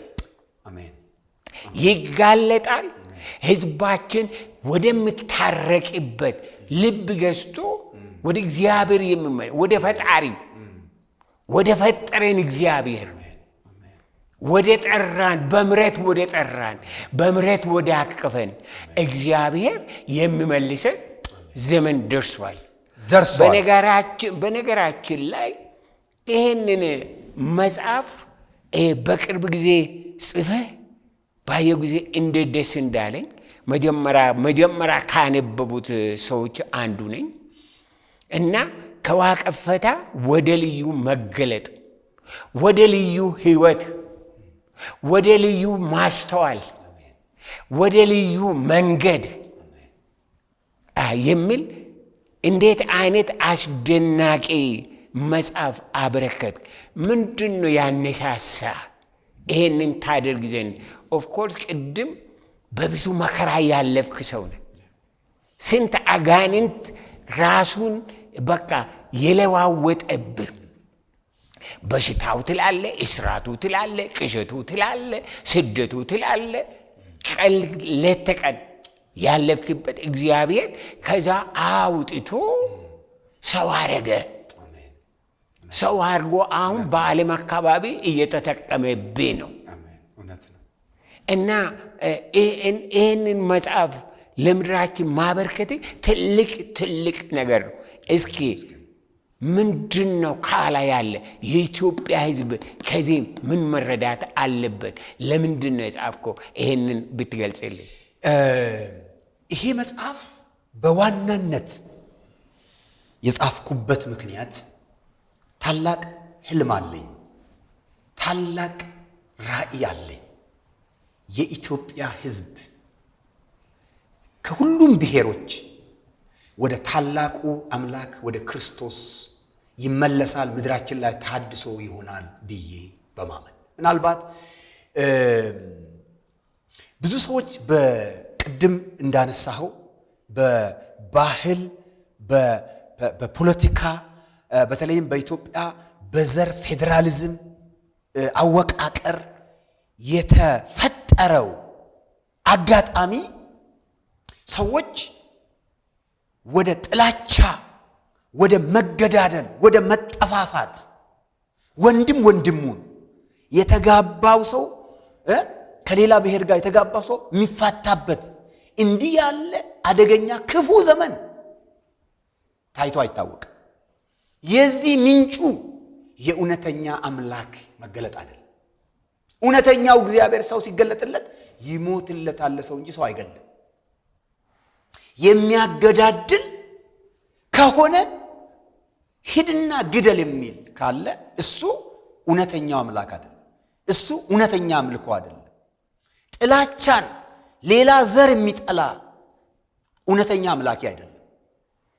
እውነተኛ አምላክ በመስቀል ላይ የሞተው ለሰው ሁሉ የሞተው ለዓለም ሁሉ ኃጢአተኛን ሁሉ የወደደ በደለኛን ሁሉ የወደደ አምላክ የተከተለ ሰው የገባው ሰው የበራለት ሰው ከጥላቻ ፖለቲካ ይወጣል። ወደ መግባባት፣ ለሰው ሁሉ አክብሮት እና ለሰው ሁሉ በጎ ይመኛል። ምድር ሰፊ ነች። አገራችን እንኳን ለኛ ለሌላ በረከት ገና ትሆናለች እና ይሄ መጽሐፍ አንደኛው አጀንዳው በተለይ በኢትዮጵያ ምድር ክርስቲያኖች ነን ብለው ቤተ ክርስቲያን ውስጥ ቁጭ ብለው እዛ ጋር ያለውን አምልኮ ስለማያውቁ ብቻ ባህል ነው ይላሉ። አያውቁማ። እኔ ከየት እንደመጣው አውቃለሁ። ባህል አይደለም፣ ሃይማኖት ነው። መስዋዕት ታቀርባለህ፣ እዛ የምታመልከው ነገር አለ። እዛ ባህል አይደለም። ባህል ብለህ ስታቃልል አንደኛ የሃይማኖቱን ሰዎችም አለመክበር ነው። ሰዎቹ ራሳቸው እንከባበር ብለዋል። የመጫና የቱለማ ማህበር ኢሬቻን የሚያረጉ ዋቀፈታን የሚከተሉ ሰዎች ይሄ የኛ ነው አትረብሹ ብለዋል። እኔ እንግዲህ እነሱ ከመጻፋቸው በፊት ነው መጽሐፍ የጻፍኩ። አትረብሿቸው፣ አይመለከታችሁ፣ ወደ ቀልባችሁ ተመለሱ። ኢትዮጵያ ላይ ተሐድሶ ያስፈልጋል። ቅይጣውነት በዝቷል። በባህል ስም ወደ ሌላ ሃይማኖት እየሄዳችሁ ነው። እዛ ደግሞ ስትሄዱ የዘረኝነት ነገር አለ። ሁሉም ወደ ዘሩ ስለተሳበ፣ ሁሉም ወደ ጎሳው ስለተሳበ በጎሳ ፖለቲካ የምድራዊ ሴናሪዮ ነው። አሁን በዚህ ሰዓት በኢትዮጵያ ውስጥ ሁሉም ወደ ጎሳ ተሸጉጦ ጎሳ ውስጥ ሆኖ ጌታን ረስቶ ሌላውን ጥላቻ ለመሄድ ባህል ነው ይላል። እዛ ደርሶ ደግሞ ለዘሩ ብቻ ያስባል። የኛ እግዚአብሔር የመጽሐፍ ቅዱሱ እግዚአብሔር ለጎሳ ሁሉ፣ ለዘር ሁሉ፣ ለጥቁሩ፣ ለነጩ፣ ለአረቡ፣ ለአፍሪካዊው፣ ለአውሮፓዊው፣ ለአሜሪካው፣ ለፍጥረት ሁሉ ሰላምንና ድነትን የሚሰብክ ፍቅርን የሚሰብክ አምላክ ነው። ስለዚህ ቅዱሳን በመጀመሪያ ደረጃ ድንበራቸውን እንዲያውቁ ባህል ያልሆነውን ባህል አትበሉ ለማለት የተጻፈ ነው። ዋቀፈታ ባህል አይደለም። ዋቀፈታ ሃይማኖት ነው። ኢሬቻ ሃይማኖታዊ መገለጫው ነው። ትልቅ የዋቀፈታ ሰዎች የሚያከብሩት በዓል ነው፣ መንፈሳዊ በዓል ነው እንጂ ባህል አይደለም። ስለዚህ ድንበር አትዝለሉ፣ ተመለሱ፣ ታደሱ፣ ተቀደሱ፣ ለጌታ ኑሩ የሚል ነው። ውስጡን እንግዲህ እነዚህ አምልኮቶች በየዘሩ አሁን በየጎሳው የሚከናወኑ አምልኮቶች ዘራዊ መልክ አላቸው፣ ወይም ደግሞ የራሳቸው የጎሳ መልክ ለብሰዋል። ወንጌል ከጎሳ በላይ ነው፣ ከባህል በላይ ነው፣ ከቋንቋ በላይ ነው። ስለዚህ ወደዛ አትሸጎጡ፣ ለሁሉ ወደሚሆን ወደ ዋቃ ወደ እግዚአብሔር ተመለሱ የሚል ነው መልእክቱ። ዋና መልእክቱ ትልቅ ነገር ነው። አንድ ነገር ለኢትዮጵያ ሕዝብ ክሊር ይሁን። ሰው አማራ በመሆኑ የምትጠላ ከሆነ አጋንንት በውስጥ ያለ፣ ትግሬ በመሆኑ በመጥላት አጋንንት በውስጥ ያለ፣ ኦሮሞ በመሆኑ የምትጠላ ከሆነ መናፍስት አጋንንት በውስጡ አለ። በውስጥ አንድ ሰው ሲዳማ በመሆኑ ጉራጌ በመሆኑ ወላይታ በመሆኑ ሶማሌ በመሆኑ ኤርትራዊ በመሆኑ የምትጠላ ከሆነ አንተ አይደለም እየጠላ ያለው ባንተ ውስጥ አጋንንት አለ።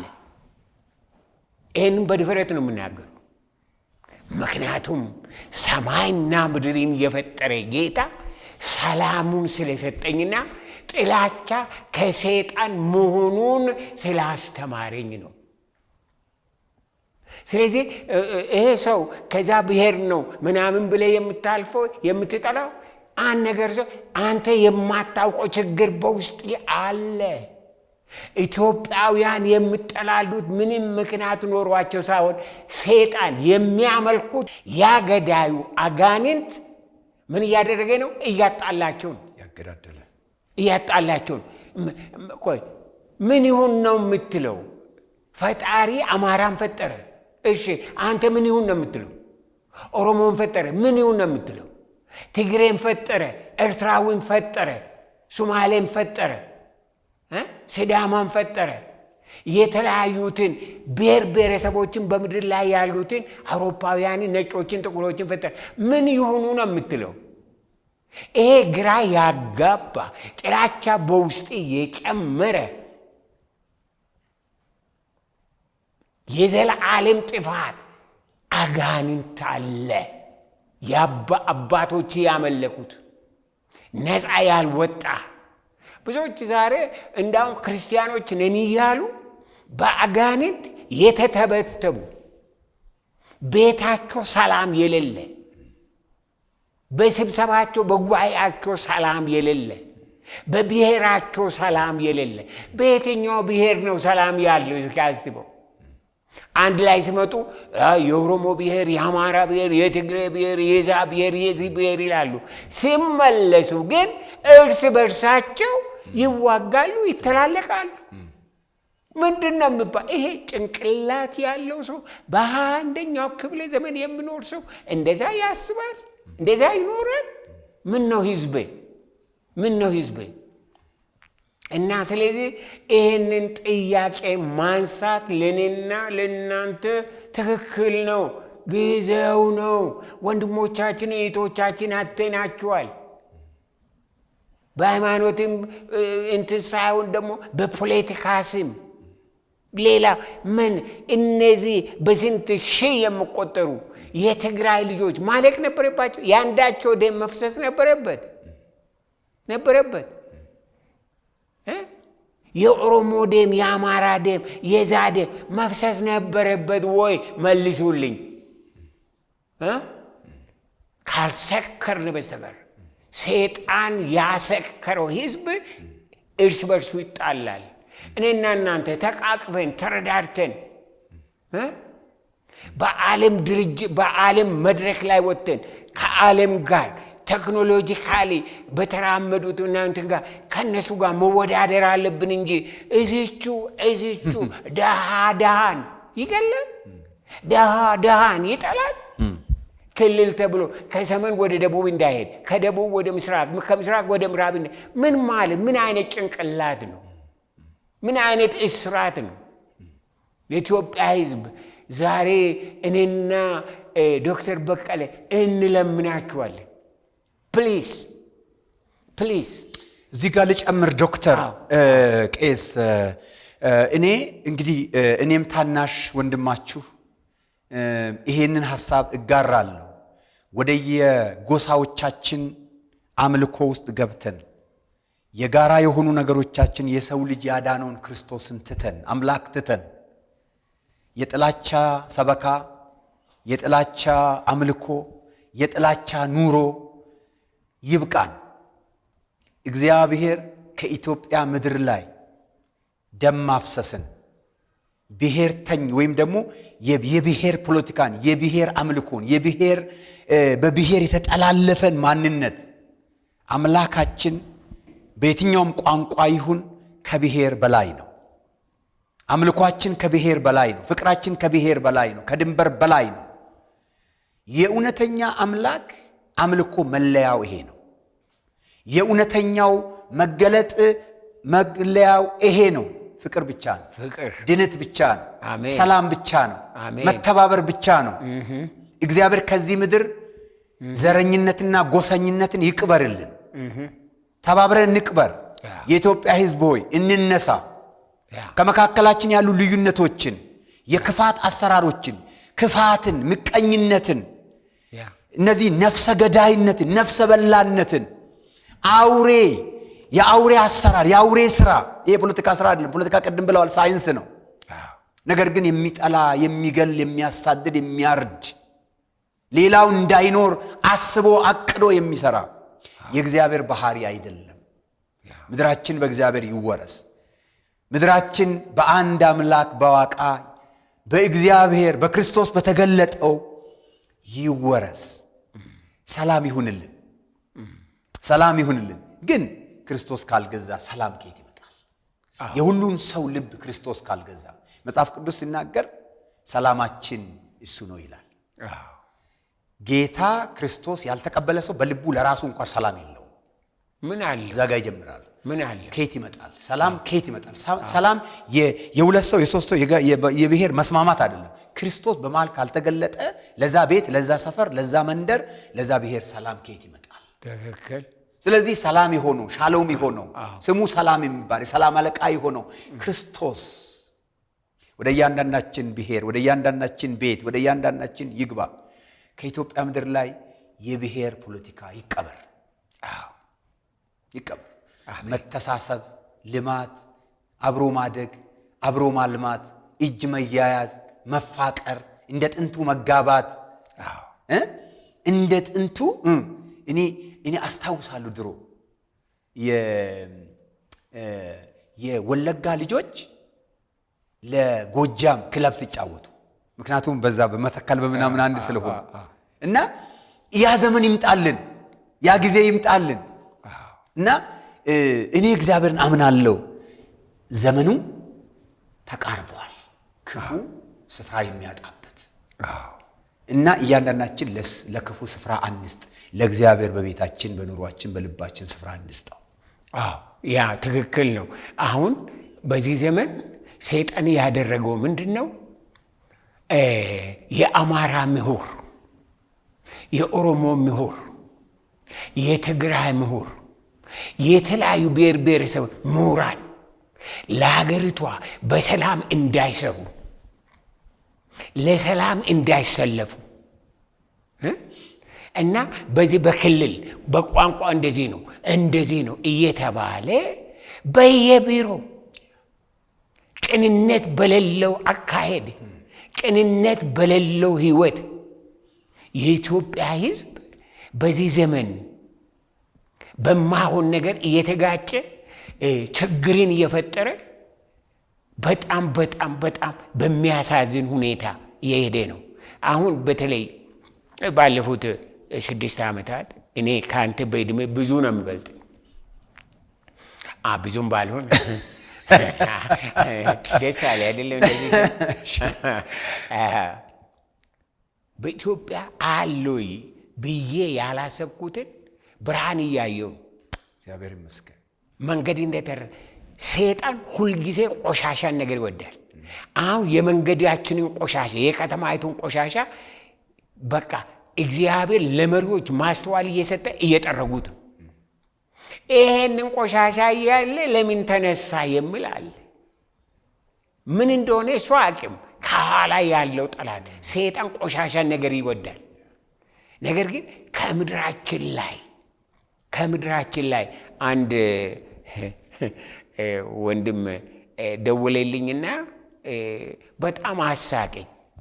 እኔ የተወለድኩት ወለጋ የተባረከ ምድር እና እንዳንተ በአርሲ አልተወለድኩም እና እኔ አካባቢ የነበርኩ ባላገር እና ምን ብሎ ነገረኝ፣ ይሄ ኮሪዶር የሚባል ነገር ገብቶ ቤታችንን ነግቶ ወደዛ የእስራኤል አምላክ እግዚአብሔር የምድሪቷን ታሪክ በኮሪደር ይለውጠው። ቆሻሻ የሚያነሳ ያለ ፕላን የተሰራ ጭንቅላት ያለው ህዝብ መኖር የማይገባውን ነገር ከምድሪቷ ላይ እንዲያነሳ ከኮሪዶር ጋር የሰይጣን ኮሪዶርን እኔና እናንተ ማጋለጥ አለብን፣ ማፍረስ አለብን። አዎ መፍረስ አለበት። በኦሮሞ ኮሪደር፣ በአማራ ኮሪደር፣ በትግራይ ኮሪደር ህዝብ ውስጥ ተደብቆ ህዝብን እያሳተ እያደረገ ያለው እና መንግስት ይሄ ቆሻሻ ነው፣ ይሄ በዚህ አንቀጥልም፣ 21ኛው ክፍለ ዘመን ነው፣ በኮሪደር ይሄንን አንድ በአንድ እናድስ ብሎ ተነስተዋል። እኔና አንተም ደግሞ በኮሪደር በበለጠ በእግዚአብሔር መንፈስ በናዝሬቱ በጌታ በኢየሱስ ክርስቶስ ስም የምድራችንን የህዝባችንን ልብ ያቆሰለ በጥላቻ ይሞላ ይህንን ነገር በናዝሬቱ በክርስቶስ ኢየሱስ ስም እንጠርገዋለን። አሜን። እና ይሄ መጽሐፊ ውስጥ ብዙ ነገር ጠቅሰዋል እና ለህዝባችን እንደው አንዳንድ ነገር ብትጠቅስ። እንዲህ ብዬ ልጀምር። መጀመሪያ እንግዲህ በብዙ አክብሮት ቄስ ላንተ ያለኝ አክብሮት በእውነት ለመናገር ብዙ ሰዎች ያውቃሉ፣ በቅርብ ያሉ ሰዎችም ያውቃሉ። በዚች ምድር ላይ እግዚአብሔር የኢትዮጵያ ምድር እንዲባርክ ብዙ የተሳሳቱ ነገሮች ወደ መስመር እንዲመለሱ ያረከው ጥረትም ትግልም ብዙ ነው። ላለፉ ብዙ በርካታ ዓመታት በተለይ ደግሞ በኢትዮጵያ ውስጥ አሁን ባለው ሁኔታ ያለውን ጠቡን፣ ችግሩን፣ መንፈሳዊ ዝመቱን፣ ቆሻሻውን በሙሉ እንዲያነሳ እግዚአብሔርን እየተማጸንክ በየጊዜው እየመጣ የንስሐ ኮንፈረንስ እያረክ የእርቅ ኮንፈረንስ እያረክ ስትመላለስ ነበረ። ብዙ ፍሬ እግዚአብሔር በዚህ ምድር ላይ እያመጣ ነው። ብዙዎቻችን የዛ ፍሬም አካል ነን እና በዚህ አጋጣሚ ለአዳማጮቼም ይህም መጽሐፍ ነው ለምን ተጻፈ ተናግሬያለሁ። እንደው አንዳንድ ነገር ከማለቴ በፊት ይሄም መጽሐፍ አንተ ልበል አይደል ላንተ ያበረከትኩበት ምክንያት አለ። ይሄንንም አበርክቶቱን እስቲ እንዲህ ብዬ ላንብብ፣ በጣም ጥሩ ስለሆነ ከልቤ። እንደ ኤልያስ እግዚአብሔር ብቻ አምላክ ነው በማለት ከበዓል ነቢያትና ከኤልዛቤል ጋር ለተወራረደ እግዚአብሔር ይባርክህ። እንደ መጥምቁ ዮሐንስ የእግዚአብሔር መንግሥት ቀርባለች፣ ንስሐ ግቡ በምድረ በዳ ለጮኸ። ስንት ጊዜ የንስሐ መልእክቶችን አምጥተሃል። እንደ ክርስቶስ ሁሉም በፍቅርና በርህራሄ ላደረገ ለብሔሮች ሁሉ ልብ ሰፊ ነው። የክርስቶስ ልብ ነው። ለኦሮሞ ብቻ ሳይሆን ለዓለም ሁሉ ልብ የሰፋ ነው። ለኢትዮጵያ ብሔር ብሔረሰቦች መልእክት ተመሳሳይና አንድ ነው። በተለይ በአፍሪካና በኢትዮጵያ እያቆጠቆጠ እያገረሸ ላለው ባህላዊ የእምነት ልምምድ እውነትን በፍቅር በመግለጽ ብቻውን ፋና ወጊ የሰማይ ድምፅ በመሆን የክርስቶስ ቤተክርስቲያን ከእድፈትና ከቆሻሻ ለማጽዳት ለተነሳው ለትውልዱ አባት ለሆነ ለወንድሜ ቄስ ዶክተር ቶሎሳ ጉድና ትሆነኝ ዘንድ በአክብሮት አበረክታለሁ አልኩ። የሄድክበት መንገዶች የኢትዮጵያ ቅድም ስለ ኮሪደር አንስተሃል። በኮሪደር የተሰራው ብዙ ቆሻሻ አካባቢዎች፣ ብዙ መወገድ ያለባቸው ኤሪያዎች ተወግደው ሌላ አሁን የሚያስደምሙ ቤቶችና መንገዱ እየተሰራ ነው ያለው። ይሄ ልማት ነው። ይሄ አገርማ ልማት ነው። ራሱን የቻለ መንገድ አለው። እኛ ደግሞ እንደ እግዚአብሔር ሰዎች በሰፈራችን፣ በመንደራችን፣ በብሔሮች መካከል የነበረው መንፈሳዊ ሰው በንስሐ እንዲመለስ፣ ጥላቻ እንዲቀር፣ መፋቀር እንዲሆን፣ የብሔር ፖለቲካ ቀርቶ የልብ ለልብ የአገር ፖለቲካ በቃ እንደ አገር ልጅ እንድንተያይ ብዙ ጊዜ መልእክቶች በሙሉ እንደሱ ናቸው። ስላደረክ እግዚአብሔር አሁንም ይባርክ። ይሄ መጽሐፍ ሁሉንም ያንንም ቆሻሻ ያንንም ችግር ለማስወገድ ላረከው አበርክቶት እንዲሆንልኝ ይፋ በኢትዮጵያ ሕዝብ ስም አበርክቼልሃለሁ በብዙ ደስታ ማለት ነው። ይሄ መጽሐፍ የሚያነብ በሙሉ አንድም ብሔር አንድም ጎሳ ለመጥቀምም ለማጥቃትም አልተጻፈም። አንድ ለሰው ሁሉ ፍቅር ያለውን ወዳጅ የሆነውን ለሰው ሁሉ የሞተውን ክርስቶስን ከፍ ለማድረግ እና ደግሞ በብሔራቸው የተሸጉጡትን ወይም በጎሳ ውስጥ የተሸጉጡትን አይደለም፣ ጌታ ይበልጣል፣ ጌታ ይሻላል፣ ፖለቲካ ይሻራል፣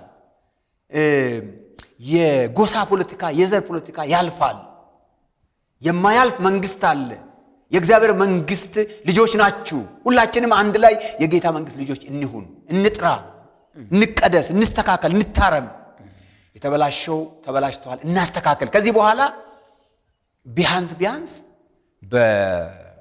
በክርስትናችን እግዚአብሔርና ክብር እና ደግሞ ባህል ነው ብለን የጀመርነውን የሌላ ሃይማኖት ጉዞ እናቁምና የራሳችንን ህይወት ከጌታ ጋር የበለጠ እናጠናክር በሚል ነው። 5 ምዕራፍ አለው። የመጀመሪያው ምዕራፍ የአፍሪካ ባህላዊ ሃይማኖት ምንነትና ምን እንደሆነ ይናገራል። ለምንድን ነው ከዛ የጀመርኩት? አፍሪካ ባህላዊ ሃይማኖት የጋራ የሚያደርጋቸው በርካታ ነገሮች አሉ። ዋቀፈታ ውስጥ ሁሉ ያለ አሁን አፍሪካ ላይ የሚደረገው፣ ኬንያ ላይ የሚደረገው፣ ናይጄሪያ ላይ የሚደረገው ብትመለከት ከዋቀፈታ ጋር ተመሳሳይ ነው። ብዙ ነገሩ አለ። እሱ ራሱ ምን የጋራ ያደርጋቸዋል? በተለይ እነዚህ ጽሑፍ የሌላቸው ጽሑፍ አልባ የሆኑ በንግርት የመጡ የባህል ሃይማኖቶች በሙሉ የጋራ የሚያደርጋቸው ብዙ ነገር አላቸው። ከሱ መጀመሪያ እንደ አፍሪካ እንዴት የባህላዊ ሃይማኖቶች ክርስትናን እንዳቀጨጩ፣ ክርስትናን እንዴት እንዳጠቁ፣ ቤተክርስቲያን እንዴት እንደተጠቃች፣ ከዛ ተመልሶ ቤተክርስቲያን እንድታንሰራራ ተሐድሶ እንዲሆን ለማለት ነው። አሁን ናይጄሪያ ብትሄድ፣ ምዕራቡን አፍሪካ ብትሄድ፣ ሳውዘርኑን ብትሄድ ተመሳሳይ ችግር ነው ያለው። ጥንቆላ ቤት ይሄዳሉ ፓስተሮች፣ የመናፍስት አሰራ ውስጥ ያሉ ፓስተሮች አሉ። ቀስ እያሉ ወደዛ ይገቡ። እግዚአብሔር ይመስገን ኢትዮጵያ ውስጥ እንደዛ ይደረጋል ብዬ አላምንም። ስለዚህ የበዛ ነገር ነው ያለው። ስለዚህ ከአፍሪካ ጀምሬ ከዛ የኢትዮጵያ የባህል ሃይማኖቶችን ወደ 26 ዘርዝሬ ይዞ ውስጥ ማለት ነው። የሰሜኑን፣ የደቡቡን፣ የምስራቁን፣ የምዕራቡን። ምዕራፍ 3 ላይ ደግሞ የዋቀፈታ ብቻ፣ ምዕራፍ 4 ላይ የኔን የህይወት ታሪክ የ10 ዓመት የህይወት ታሪኬንና እዛ ውስጥ በዋቀፈታ በጥልቀት የነበረውን ፕራክቲሴን የህይወቴንም ጭምር የሚያሳይ ደግሞ በመጽሐፍ ቅዱስ እይታ ምን እንደሚመስል የሚያሳይ ነው። 5ኛው ምዕራፍ እንግዲህ ይሄ መጽሐፍ አንብቦ እውነት ነው አይደለም፣ ይሄ ነገር እውነት ይደረጋል አይደረግም ብሎ ማለት ይቻላል። አንድ ፈኒ ነገር ልንገርህ።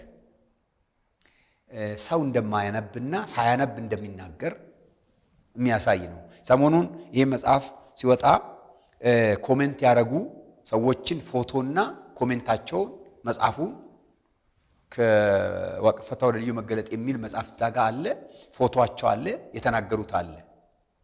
እና አንድ ወዳጄ ከአሜሪካ ነገር ደውሎ አላነበቡትም እኮ አንድ 10 መስመር አይሆንም እኮ የተጻፈው ዛጋ። እሱ ስለዚህ መጽሐፍ የተናገረው ነው። ግን የሱ መጽሐፍ መስሏቸው ሳያነቡ የእንኳን ደስ አለ መልእክት ጎረፈለት። እሱ ብቻ አይደለም ለቤተሰቦቹ ጭምር ደውሎ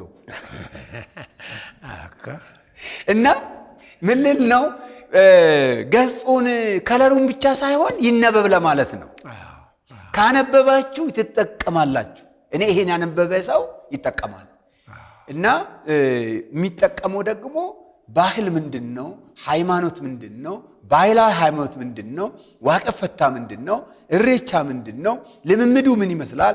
ሰፋ ያለ የኢትዮጵያ ባህላዊ ሃይማኖትስ ምንድናቸው? ምን የተደረገ ነው አሁን የሚለው ሰፋ ያለ ነገር የሚያስቀምጥ ነው። ስለዚህ ይሄንን ለኢትዮጵያ ቤተክርስቲያን አበርክቻለሁ እና ደግሞ አንባቢዎቼ አንብበው መልካም ፊድባክ ይሰጡኛል ብዬ እጠብቃለሁ። እግዚአብሔር ይባርክ። የእስራኤል ቅዱስ እግዚአብሔር ይባርክ። አሁን እንግዲህ ነገሩ ለኢትዮጵያ ሕዝብ እባካችሁ ወንድማችን ዶክተር በቀለ በዳዳ ይወዳችኋል፣ እኔም እወዳችኋለሁ። እናንተን ለመጥላት እግዚአብሔር መንፈሱንም አልሰጠኝም፣ ጥሪውም የለኝም፣ እሱም የለውም። እንወዳችኋል። የትም ተወለዱ፣ ከዘር ሁኑ፣ የኛ ጉዳይ አይደለም። እሱ እግዚአብሔር የፈጠራችሁ እግዚአብሔር ጉዳይ እንጂ የቶለሳ ወይም የበቀለ ጉዳይ አይደለም። እኛ የተጠራነው ለመውደድ ነው፣ ለማቀፍ ነው፣ ከጥላቻ ህዝቡን ለመታደግ ነው። እና ንግግራችን፣ መልእክታችን፣ አካሄዳችን ህዝባችንን ለመታደግ እንጂ ለማጣላት እንደዚህ ለማድረግ አይደለም። ስለዚህ ነፃ እንትን እንድትወጡ ዛሬ ጠዋት አንድ ክርስቲያን ወንድም ደውለልኝ እና ትንሽ እንደተነጋገርን ጸሎት ውስጥ ገባ፣ ጸለየልኝ። በጣም ከጸለየ በኋላ ዘመኑ ግራ የሚያጋባ ነው እና ጴንጤዎች ወደ ቃልቻ ቤት የሚሄዱበት የሚሰክሩበት ዘመን እንደዛ ምናምን ብሎ አለ። ይህንን ለመስማት እንኳን አልፈልግም። ጴንጤ ወደ ቃልቻ ቤት ይሄዳል ብዬ እንደዚህ አይነቱ ነገር ጴንጤ አይደለም፣ ዝም ብሎ የተሰጣቸው ስም እና ጴንጤዎች ምንድን ናቸው? በእግዚአብሔር መንፈስ የተሞሉ ሰዎች ናቸው። እነሱ ናቸው ለማጠላላት ጴንጤ የተባሉት። እነዚህ እንደዛ ያሉ ሰዎች ግን አላወቁም። የመጀመሪያ የጌታ ሐዋርያት በመንፈስ ቅዱስ የተሞሉ የመጀመሪያ ጴንጤዎች ናቸው። እነ ጴጥሮስ፣ እነ ዮሐንስ፣ እነ ቅድስት ማርያም፣ እነ ይሁዳ፣ እነዚህ የጌታ 120ዎቹ ላይ የእግዚአብሔር መንፈስ ፈሰሰ አይደለ? እነሱ የመጀመሪያ በምድር ላይ የኖሩት ጴንጤዎች ናቸው። ሰዎች ግን ይህንን እንደ እንትን አድርገው አጋንንትን በሌላ በኩል አቅፈው በዚህ ነገር የኢትዮጵያ ሕዝብ ፕሊዝ ህሊና፣ አእምሮ፣ ማስተዋል ይኑረን። ጌታ ኢየሱስ ይወዳቸዋል። ከምንም አይነት ባክግራውንድ ከምንም አይነት ብትመጡ ወላጆቻችሁ ያመለኳቸው እያመለኩ ያሉ ከክርስቶስ ኢየሱስ የሚቀድም በፍርሃት የምትኖሩ አንድ ቃል ስትሰሙ ፍርሃት፣ እድሜ እንዴት ይሆናል፣ ወዴት ነው የምትሄደው የምትሉ ኢየሱስ ክርስቶስን ከተቀበላችሁ ወደ ዘላለም ህይወት ነው የምትሄዱት። ኢየሱስን የምትንቁ ከሆነ ወደ ዘላለም ጨለማ፣ ወደ ዘላለም ቅጣት፣ ወደ ዘላለም ፍርድ ነው የምትሄዱ። የትኛውም ሃይማኖት ይኑራችሁ። እግዚአብሔር ለምድር ይህንን ፕላኔት እርት ይህንን ዓለም ፈጠረ። ለዚህች ለፈጠራት ዓለም አንድያ ልጁን ሰጠ፣ ኢየሱስ ክርስቶስን ሰጠ። ኢየሱስ ክርስቶስን የምንቅ ሰው ሰይጣንን መረጠ ማለት ነው። ሰይጣንን የመረጠ ሰው ምንድነው መጨረሻው? የዘላለም ጥፋት፣ የዘላለም ጩኸት፣ የዘላለም ሲኦል፣ የዘላለም የእሳት ባህር ይላል መጽሐፍ ቅዱስ። ስለዛ እንደ ጌታ ኢየሱስ ያስተማረ የለም። ጌታ ኢየሱስ መጣና ህይወቱን ሰጠን። ምንም አይነት ጸልዩ፣ ምንም አይነት ጾሙ፣ ምንም አይነት በሉ ምናምን በሉ፣ ያለ ክርስቶስ ኢየሱስ ደም ከኃጢአት የሚያነጻ የለም። ያለ ክርስቶስ ኢየሱስ ከሞት የሚያድን የለም። ህዝብ ይህንን እወቅ። ይህን ብቻ ተናግረን እኔና ወንድሜ ብናበቃ ይበቃናል። የመጀመሪያ እኔ ህይወት፣ መንገድ፣ እውነትም ነኝ አለ። መንገድ ኢየሱስ ነው። መሄድ ያለብን በኢየሱስ መንገድ ነው። መሄድ ያለብን በኢየሱስ አስተሳሰብ፣ በኢየሱስ ምልከታ ነው። እኔ እውነት ነኝ አለ። እውነት ከሱ ውጭ የለም። መልእክት አገኘን አሉ፣ ከሰማያት አሉ፣ ብዙ ነገሮችን ጻፉ። ቅዠት ነው። ቅዠት ነው። ከእውነት ጋር ምንም ግንኙነት የለውም፣ አድንም። እና እንደገና ደግሞ ከዛ ደግሞ ለየት ያለ ነገር እኔ ሕይወት ነኝ አለ። ሕይወት ምንድን ነው? ለዘላለም አንሞትም ማለት ነው። ሰው ለመሞት አልተፈጠረም። ወይስ ለዘላለም ሕይወት ይኖራል ወይም ለዘላለም ሲኦል ይኖራል እንጂ ሰው አይሞትም። በስጋ ነው እንጂ የሚሞተው በነፍሱ በመንፈሱ አይሞትም። ስለዚህ ነው የእግዚአብሔር ልጅ የናዝሬቱ ኢየሱስ ወደድኳችሁ ብሎ መጥቶ ለእኔ ኃጢአት፣ ለወላጆቼ ኃጢአት፣ ለዓለም ኃጢአት ራሱን የሰጠው ጌታ ዛሬ ጋብዘናል። የኢትዮጵያ ሕዝብ አሜን። እናንተ ወገኖች ኦሮሞዎች፣ እናንተ ትግሬዎች፣ እናንተ አማራ፣ እናንተ የደቡቦቹ፣ የሰሜኖች፣ የምዕራቦቹ፣ የምስራቁ ኢየሱስ ይጋብዛችሁ፣ ወዳችኋል። ውጡ። አንድ ቀን በንጉሡ ፊት ስትቆሙ ይሄን በሰማው ትላላችሁ፣ ይሄን በሰማው ትላላችሁ። ከእውነት የሚበልጥ የለም። ይሄ ቃል እውነት ነው። ይሄ ቃል ያድናል፣ ይታደጋል፣ ነፃ ያወጣል። ስለዚህ ይሄንን ነገር እኔና ወንድሜ በአንድ ላይ ስለምንወዳችሁ፣ ምክንያቱም አልፈንበታል፣ አይተናል። ከመጽሐፍ ያነበብነውን አይደለም የምንነግራችሁ፣ በሕይወታችን የተለማመድነው ነው። ወንድማችን ያለፈበትን እሱ ራሱ ተናግረዋል። እንዴት አይነት ቅዠት፣ እንዴት አይነት አስጨናቂ ሁኔታ እንደነበረ እግዚአብሔር ከዛ አውጥቶ ዓይኑን አበራለት፣ ሕይወቱን ቀየረ። አሁን ችሎታ ሰጠው። ይህንን ለኢትዮጵያ ሕዝብ ማስጠንቀቂያ ነው የጻፈው። እባካችሁ ማንበብ የምትችሉት አንብቡና ማንበብ ለማይችሉት አንብባችሁ ተርጉሙላቸው። ይወቁ። ዝም ብሎ የአፍ ተረት አዋጣም። የአፍ ተረት እንደዛ ሆነ፣ በዛን ዘመን እንደዛ ወጣ፣ እንደዛ ኖ። በአፍ ተረት ማንም አይድንም። እኛ የምናምነው በዘላለም መገለጥ ሰማይና ምድርን በፈጠረ በዘላለም እውነት ራሱን በገለጠ በእግዚአብሔር ነው። እና ስለዚህ ወገኖቼ እንረዳዳ። ውጡ ከእንደዚህ አይነት ባህል እያላችሁ ሃይማኖት እያላችሁ ምናምን እያላችሁ ኦሮሞ እሬቻን በማክበሩ አይከበርም። ቅድም ወንድሜ ያለው የሰሜኑ ሕዝብ ይሄ ምንድነው ያልከው? ቆሌ እሱም በማድረግ አይከበርም። አትከብሩም። ክብር የእግዚአብሔር ልጅ የናዝሬቱ ኢየሱስን ብታውቁ ብቻ ነው። የኢትዮጵያ ሕዝብ አምልጥ። ጊዜው አሁን ነው።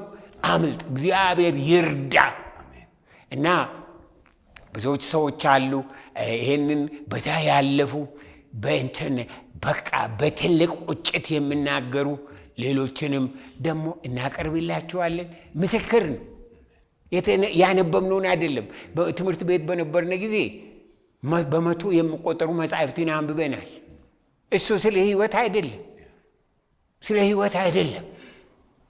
የሕይወት ጉዳይ ግን እዚህ ተገልጠዋል። ኢየሱስ ይጋብዛል። ኑ ወደ ኢየሱስ። የእስራኤል አምላክ እግዚአብሔር ይባርካችሁ። ወንድሜ የምትለው በዚህ ላይ እንግዲህ አጠቃለዋል። ትልቅ መልእክት ያስቀምጠሃል። እኔም እስማማለሁ በዚህ መልእክት። ኑ ወደ ኢየሱስ፣ ኑ ወደ ጌታ ኢየሱስ ይወዳችኋል።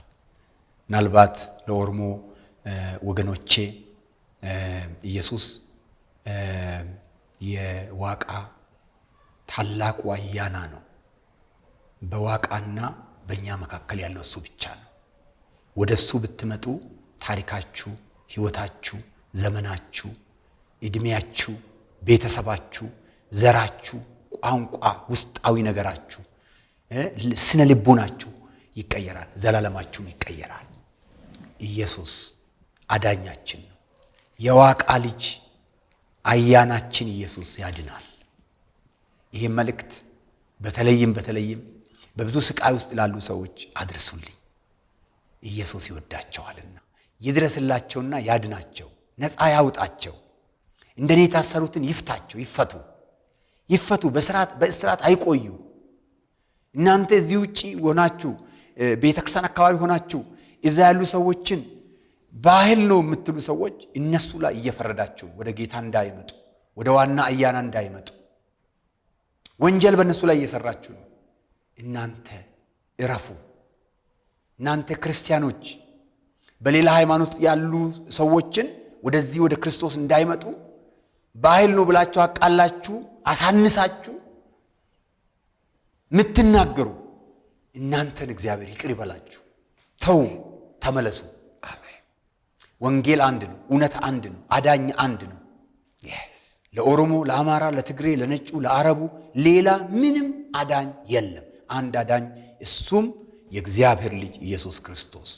እሱ የዋቃ ልጅ፣ የዋቃ አያና፣ ትልቁ አያና፣ ነፃ የሚያወጣ አሁንም ዘላለምም አዳኝ እሱ ብቻ ነው። እወዳቸዋለሁ። እግዚአብሔር ያክብርልኝ። አሜን። አንድ ቅድም ላይ የተነገረው አንደኛ ጴጥሮስ ምዕራፍ 1 ቁጥር 22-23 ላይ ለእውነት እየታዘዛችሁ ግብዝነት ለሌለበት ለወንድማማች መዋደድ ነፍሳችሁን አጽንታችሁ እርስ በርሳችሁ ከልባችሁ አጥብቃችሁ ተዋደዱ። እርስ በርሳችሁ በቃ ከዚህ ቤት ስንወጣ የምናገኛቸውን ሰዎች ቋንቋቸው አይደለም ምናቸው አይደለም ማቀፍ መውደድ መቻል እና እርስ በርሳችሁ አጥብቃችሁ ተዋደዱ። ዳግመኛ የተወለዳችሁት ከሚጠፋ ዘር አይደለም። የኢትዮጵያ ሕዝብ የሚጠፋ ዘር አለ፣ ታሪክ የሌለው በእግዚአብሔር ዘንድ ኢየሱስን የሌለው የሚጠፋ ዘር ነው። ምንም ታሪክ የለውም፣ ምንም ትዝታ የለውም። እና የተወለዳችሁት ማለት ኢየሱስን ያገኘን ስናገኝ በእግዚአብሔር መንፈስ ዳግመኛ ተወለድን፣ አዲስ ፍጥረት ሆን ማለት ነው። እና ዳግመኛ የተወለዳችሁት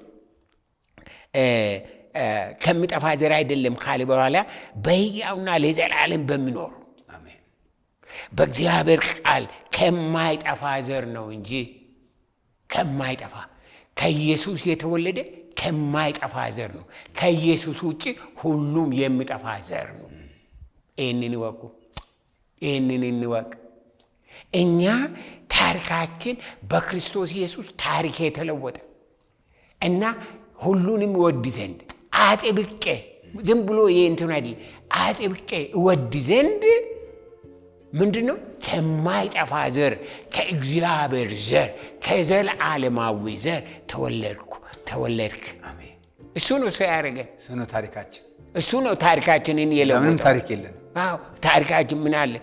እና ስለዚህ ምን ከሚጠፋ ዘር አይደለም፣ በያነው በእግዚአብሔር በሚኖር ከማይጠፋ ዘር ተወለድን። ከእግዚአብሔር ወደ ኢየሱስ ስንመጣ ምን ሆነ ተመሰላችሁ? ቋንቋችን ተለወጠ፣ አድራሻችን ተለወጠ፣ መሄጃችን ተለወጠ፣ መግባታችን ተለወጠ፣ መውጫችን ተለወጠ። እግዚአብሔር ለወጠን።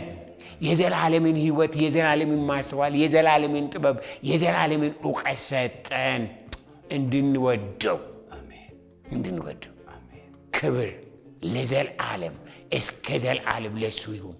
በጌታ በኢየሱስ ክርስቶስም ይህንን ወንጌል የሰማችሁ የብርሃን ወንጌል፣ የክብር ወንጌል፣ የሕይወት ወንጌል በጌታ በኢየሱስ ክርስቶስም ይብራላችሁ። ማንኛውም በባህል ስም በሃይማኖት ስም ያሰራችሁ፣ በጭንቀት በቅዠት የሚያኖራችሁ ማንኛውም አጋንንታዊ አካሄድ በናዝረቱ በጌታ በኢየሱስ ክርስቶስም የተመታ ይሁን። ከቤታችሁ፣ ከሕይወታችሁ፣ ከታሪካችሁ፣ ከቤተሰቦቻችሁ ለዘላለም ይወገድ። በናዝረቱ በክርስቶስ ኢየሱስ ስም ተፈወሱ። በቤታችሁ ይፈወስ፣ ቋንቋችሁ ይፈወስ፣ እይታችሁ ይፈወስ፣ አካሄዳችሁ ይፈወስ። የእስራኤል አምላክ እግዚአብሔር ምሕረትን ያደረገልን ለወንድሜና ለእኔ ለእናንተ ምሕረቱን ያደርግላችሁ። ኢየሱስ ክርስቶስ ጌታ ይሁን። በቤታችሁ ላይ፣ በታሪካችሁ ላይ፣ በመውጣታችሁ በመግባታችሁ እሱ ጌታ ይሁን። በኢትዮጵያ ላይ ጌታ፣ በኦሮሞ ላይ ጌታ፣ በትግራይ ላይ ጌታ፣ በአማራ ላይ ጌታ፣ በሶማሊያ ላይ ጌታ፣ በአፋር ላይ ጌታ፣ በሲዳማ ላይ ጌታ፣ በወላይታ ላይ ጌታ፣ በከምባታ ላይ ጌታ፣ በሀዲያ ላይ ጌታ፣ በተለያዩ ዘር ማንዘር ላይ ጌታ ኢየሱስ ክርስቶስ ጌታ ይሁን። በጌታ በኢየሱስ ክርስቶስም ተባረኩ። አሜን። በጣም እንወዳችኋለን። በጣም እንወዳችኋለን። በክርስቶስ ኢየሱስ ስም